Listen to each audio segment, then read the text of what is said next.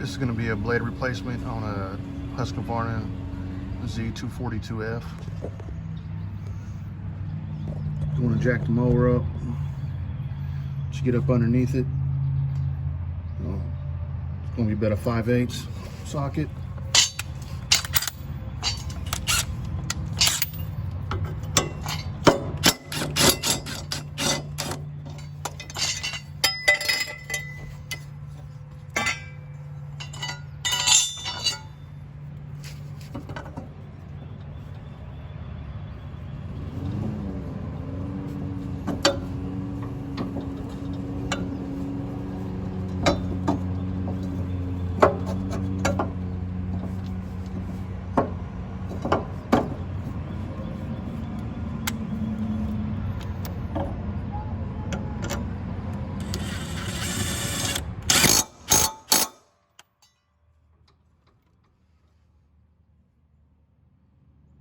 Take it off, line it back up, put it back on, that's it.